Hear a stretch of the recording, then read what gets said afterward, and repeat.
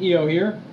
I apologize, I'm not actually doing a video review per se, but my camera naturally is broken about the time I decide to do one. One of my friends suggested that I do a movie review that was not written. I had told him that writing them was fun, but it was a lot more time consuming. Um, so I figured no better movie to start with than Elysium. Uh, this is a movie directed by Neil Blomkamp, or Blomkamp, however you want to pronounce it. Um, Talented director, very talented director actually.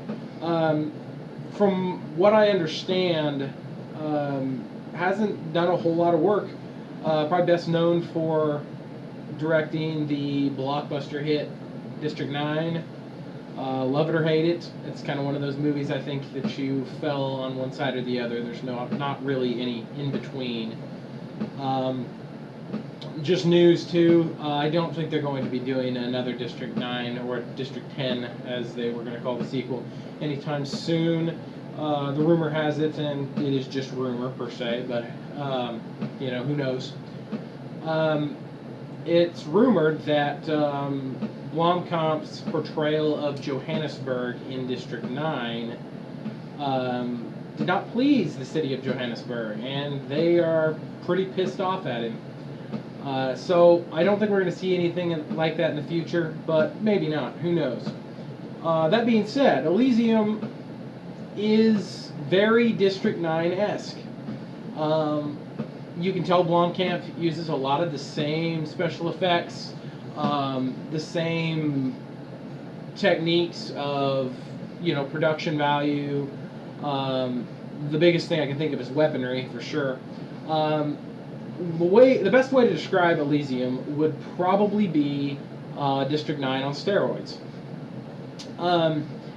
It's diverse enough to run on its own ground, but it definitely, I don't want to say suffers, because I thought the movie was excellent, but it definitely does stray into a lot of the same territory that District 9 does. And I mean, it's the same director, Tim Burton. All his stuff is dark. Yeah, it's a stupid example, but there and it remains. But like I was saying, it's very District 9-esque. Even the topics and the themes. And before I get started here, I better say massive spoilers. If you are getting ready to listen to this, stop right here. Stop right here. I'll try to leave a preface to it written above the recording. So you've been warned. That being said, Elysium deals with a ton of the same themes as District 9 does. You have two essentially races. They're both human, of course, but two class systems. One oppressed, the other the oppressor. Same thing as the aliens and us in District 9. You also have the whole two worlds montage, or not montage, motif, that's what I was looking for. The Elysium, the, Avalon space station, where everybody wants to live, where they can cure any disease, and all the rich and powerful people escaped to leave Earth, which is pretty much dead and destroyed and polluted, and the poverty levels are on the rise. While, yes, the other lower class people live in Los Angeles in, I believe the year was 2154 that they flashed across the screen, and it looks like a Buenos Aires slum. Pretty terrible, and probably more true to futuristic science fiction than many films have been.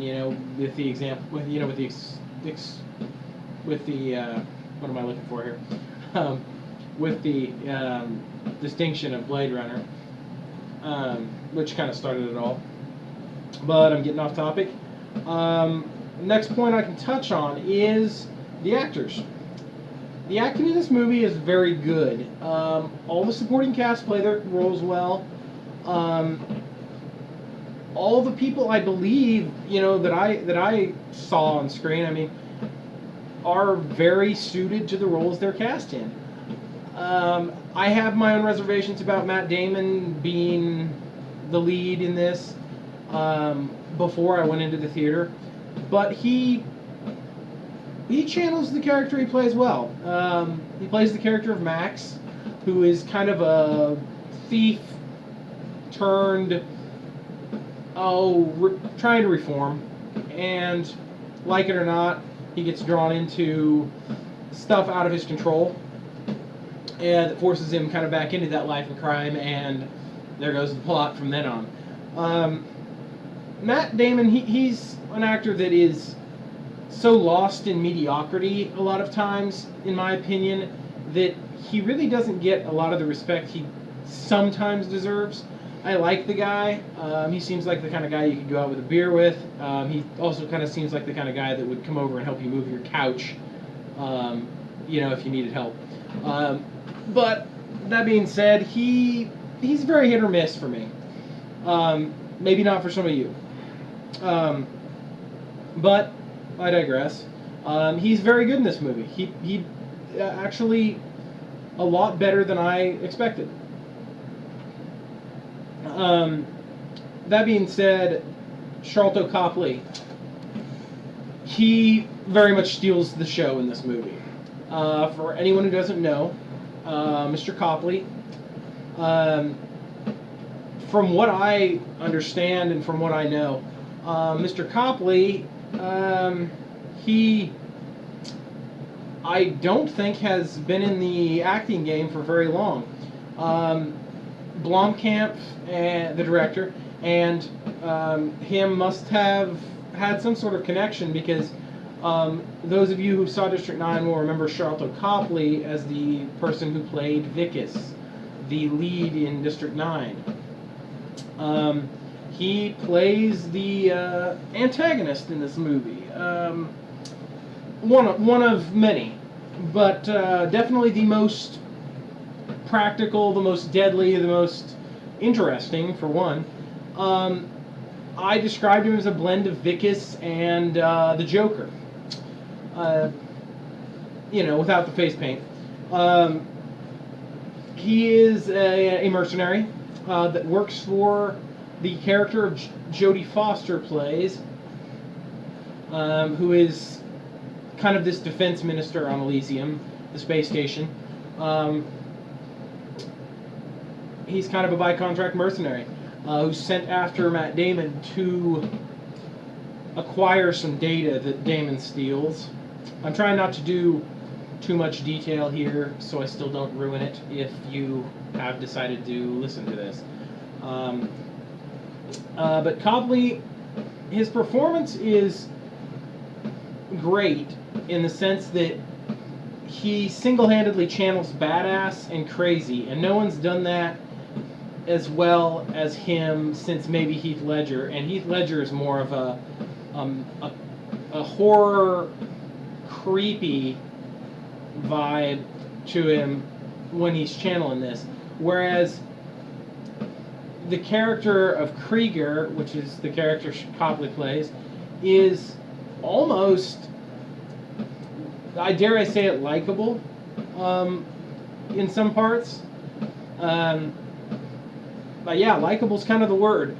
He's a villain that you like watching, which is not something I would say that people would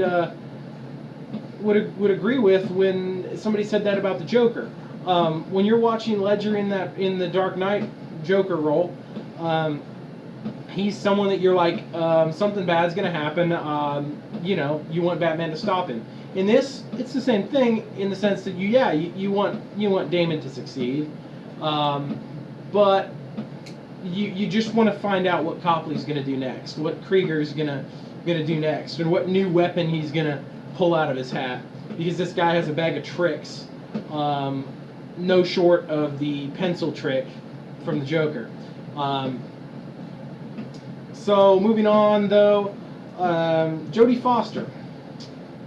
She's a good villain. She actually does play a very good villain.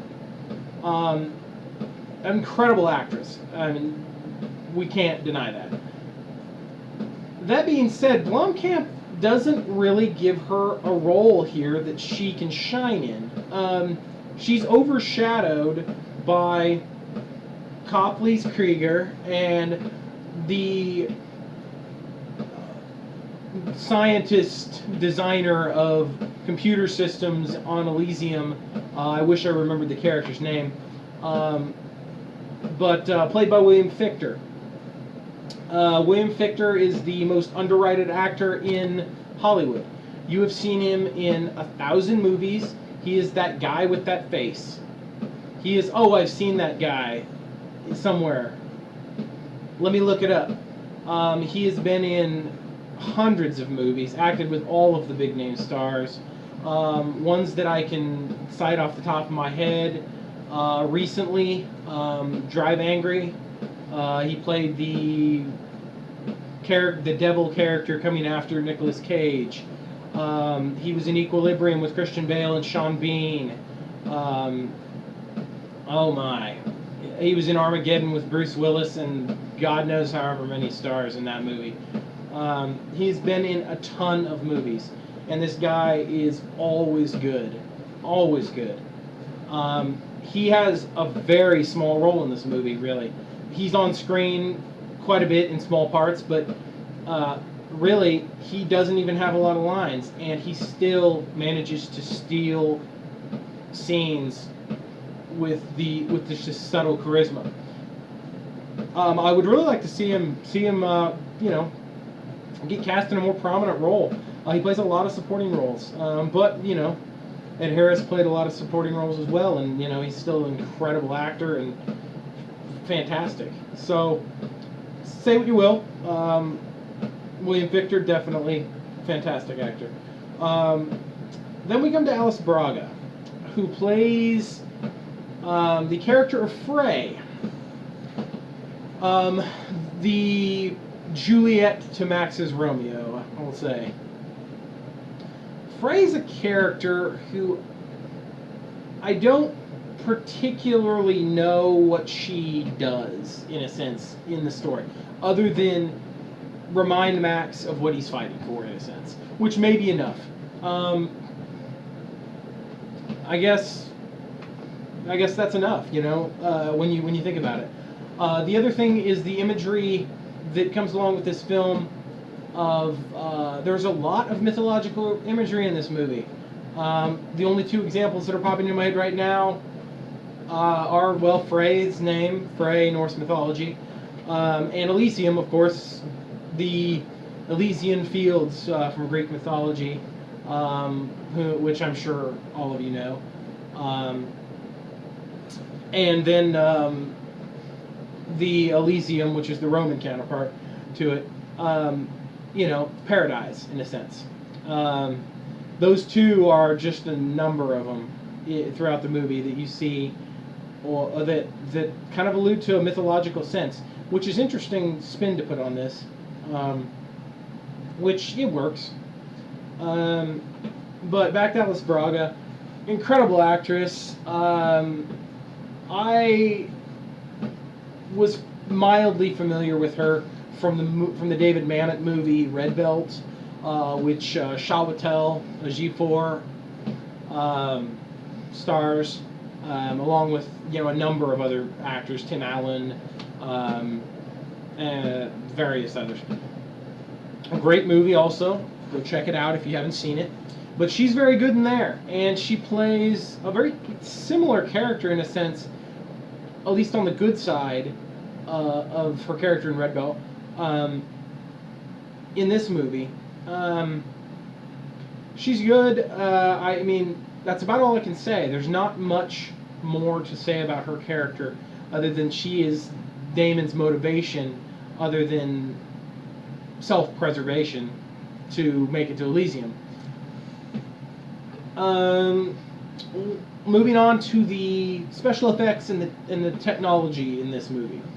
The special effects of this movie are, if they are CGI'd, and I know is some CGI in here, it is a lot of practical effects. The exosuit Damon wears, the guns, even some of the robots. It looks like they constructed them, then maybe CGI'd them in later. That in itself is a similarity to District 9, hands down. It looks like District 9.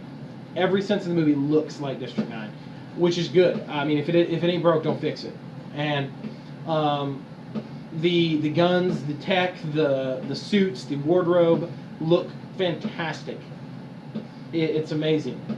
It makes you believe that you're, that, oh, you look at this and you could believe that you're actually in this place.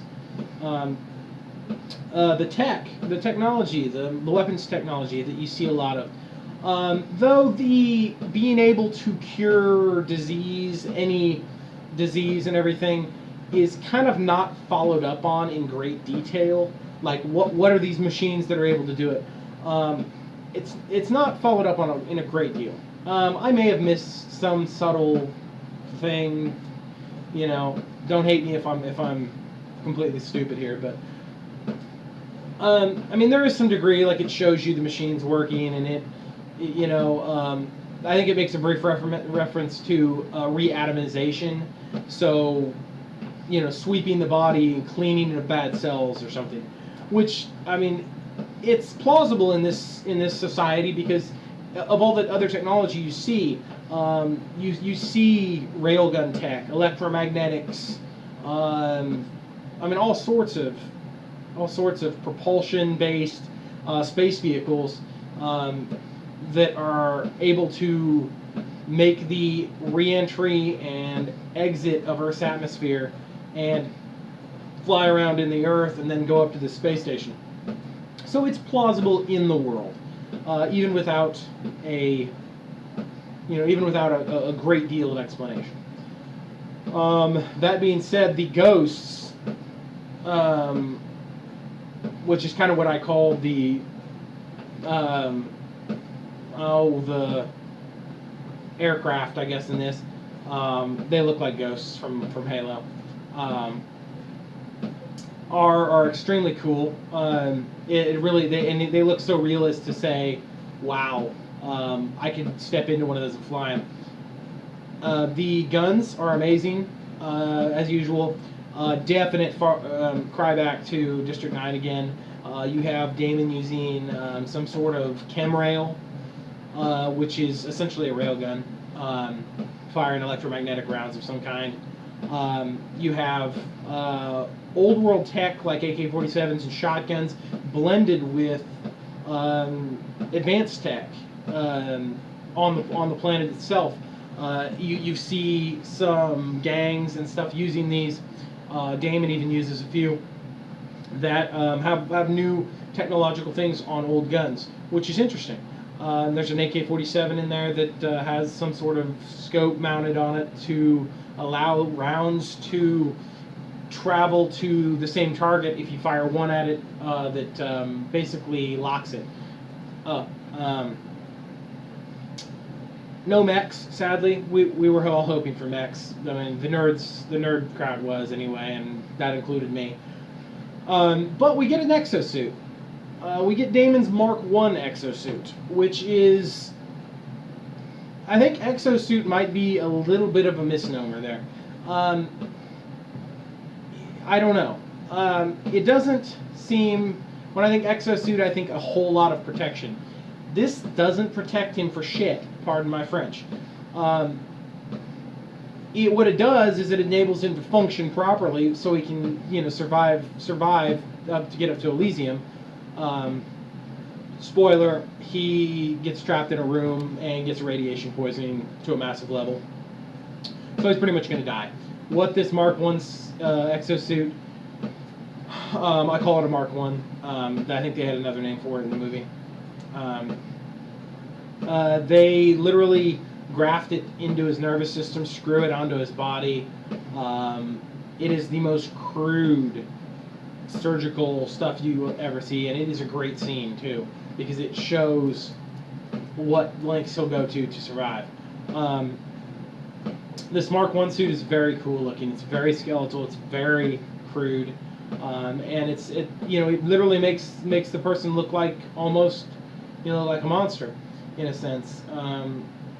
It does enable him to have levels of strength that a normal person would not naturally, but that's about it. It apparently enables him to have access to the computer systems in Elysium so he can reprogram the system, which is the whole point of the movie. Then we have, which we don't see till very long into the movie, which is kind of one of my gripes about it, is they introduced this Mark I suit, and you don't see any more of these exosuits. You see Krieger use one a little bit, but it's never really explained, to a level of how is this Mark I, so is it that much worse than these others?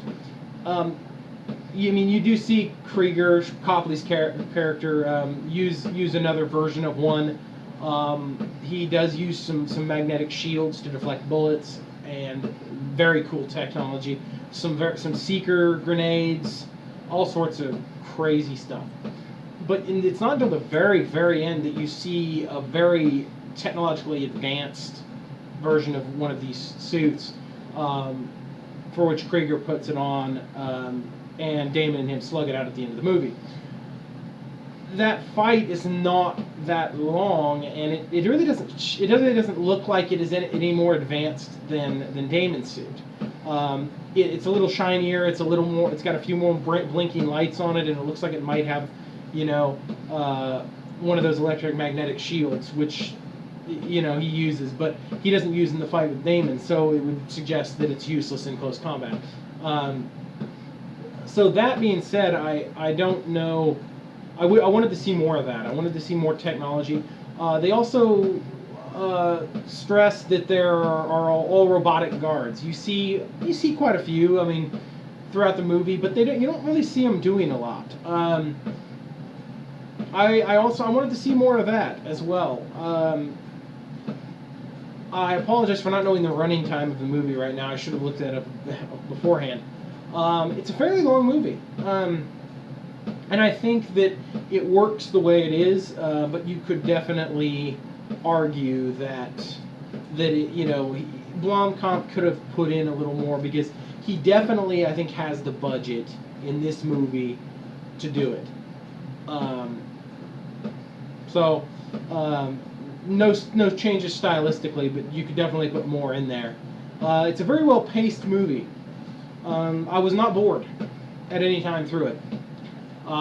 That being said, it does start out a lot like District 9 as well. I apologize for using the District 9 example so much, but it's one of the few that we have something to draw examples from his past work. If anyone knows of some of his other past work, feel free to comment on the post below. Let me know. I would be ecstatic to see what some of his early work looked like. But anyway, Elysium, solid movie. The pacing, like I said, was good. The climax comes at the right spot. The foreshadowing in this movie is not subtle. I will just come out and say it. That is probably, for better or worse, the foreshadowing is not subtle. If you pay attention, you will know how this movie is going to end. There is no twists. There are no turns. You know how this movie is going to end if you pay attention.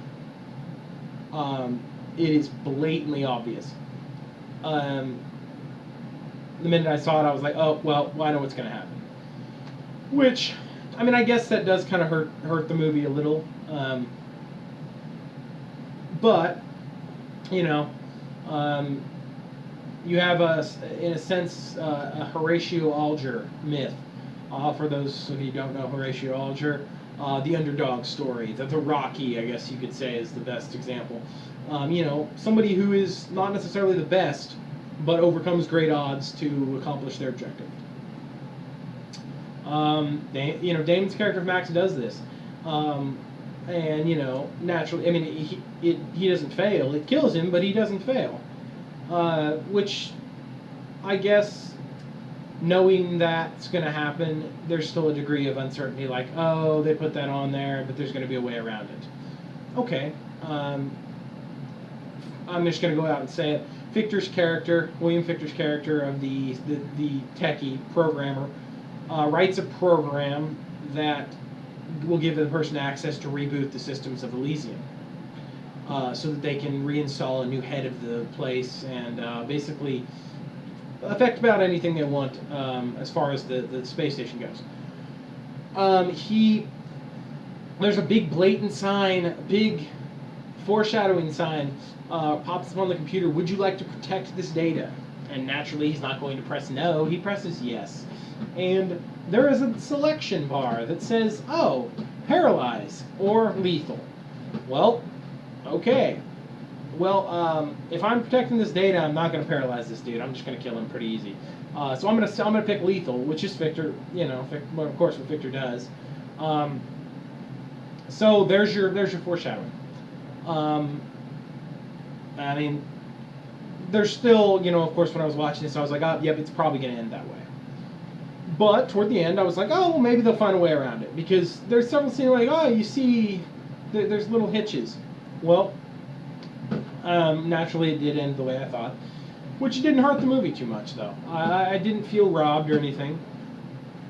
I thought it was good, actually, in the sense that, you know, Max really, I wouldn't say he doesn't have anything to live for. The character of Max is very different, though. There is not a lot of discussion on, he's raised in sort of a convent, in a sense, like an orphanage of sorts that, you know, pardon me, I don't know the term for it. But him and Alice Braga's character spent their childhood together, and that's the link between them. That being said, though, I don't know what Max's purpose serves other than to try to save himself. And then when he realizes at the end, he kind of makes the ultimate sacrifice for her, which is, you know, very romantic, I guess you could say, in a, you know, sacrifice yourself for your love kind of way. But I'm beginning to ramble, so let's get back on topic. What would I give this movie? Well, I would highly recommend you go see it. If you have not seen District 9, you will probably like this movie if you like science fiction movies. If you don't like science fiction movies, probably don't go see this movie. If you are a fan of Matt Damon, probably go see this movie. If you are a fan of District 9, you will probably most likely like this movie. You know, as I've said throughout the review. But I would give it, if I had to give it on a 5-star system, which is kind of the system I use, I would give it a solid 4.25 out of 5. There's my recommendation. Go see what you think. I've been hearing good things. I have not looked to see what the big name critics have been giving it. I'm sure they're being their pretentious selves, but I will take a look. But my recommendation is, it's a winner. Go see it. Enjoy it. I'm out.